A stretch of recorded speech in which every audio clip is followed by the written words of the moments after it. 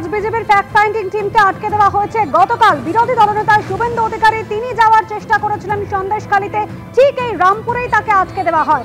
গতকাল তিনি ঘোষণা করেছিলেন আদালতের দ্বারস্থ হবেন, সেই মোতাবেক হাইকোর্টে দ্বারস্থ হয়েছেন শুভেন্দু অধিকারী। আদালত 144 ধারা বাতিলের পর পুলিশ 144 ধারা জারি করে রাস্তা আটকাচ্ছে, এই অভিযোগ তুলে ফের মামলা বিরোধী দলনেতার, যার শুনানি হতে চলেছে আগামী সোমবার। সৌভিক মজুমদার আমাদের প্রতিনিধি রয়েছেন আমাদের সঙ্গে। সৌভিক, দেখো, শুভেন্দু অধিকারীর আইনজীবীরা আজকে বিচারপতি কৌশিক চন্দ্রের দৃষ্টি আকর্ষণ করেন এবং তারা বলেন যে তারা এই মর্মে একটি মামলা দায়ের করতে চান এবং সেই মামলা দায়ের করার অনুমতি বিচারপতি কৌশিক চন্দ্র দিয়েছেন এবং আগামী সোমবার দিন শুনানি হবে। এখন শুভেন্দু অধিকারীর বক্তব্য হচ্ছে যে এই কলকাতা হাইকোর্টের বিচারপতি জয় সেনগুপ্ত তিনি এই 144 ধারা বাতিল করেছিলেন এবং তিনি বলেছিলেন ওই এলাকায় যে পদ্ধতিতে 144 ধারা জারি করা হয়েছে সেটা কার্যত নিয়ম বহির্ভূত এবং কোনো রকম কারণ না দেখিয়ে কোনো রকম বৈজ্ঞানিক ভিত্তি ছাড়াই এই ধরনের একটা সিদ্ধান্ত পুলিশ প্রশাসনের তরফ থেকে নেওয়া হয়েছে।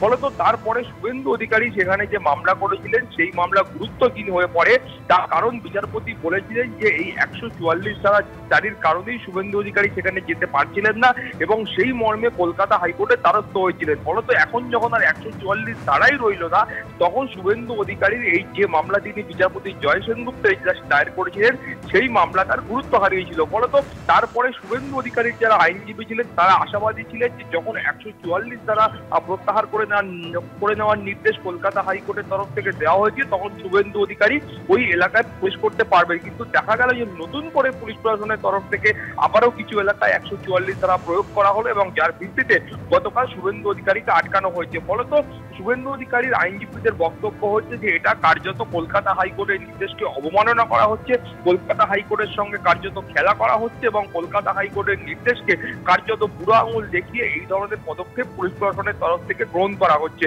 ফলে সেই কারণেই তিনি কলকাতা হাইকোর্টের দ্বারস্থ হয়েছেন। আগামী সোমবার যখন বিচারপতি কৌশিক চন্দ্রের এজলাসে মামলার শুনানি হবে তখন পরবর্তী পর্যায়ের নির্দেশ কলকাতা হাইকোর্ট দেবে। ধন্যবাদ সৌভিক।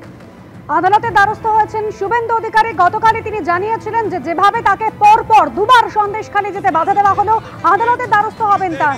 এবং এই মুহূর্তে যে ছবি দেখাচ্ছি আপনাদের সামনে রামপুরের ছবি, তারা কোনো বাধা মানবেন না, তারা যাবেন সন্দেশখালী। পুলিশের এই ব্যারিকেড টপকেই তারা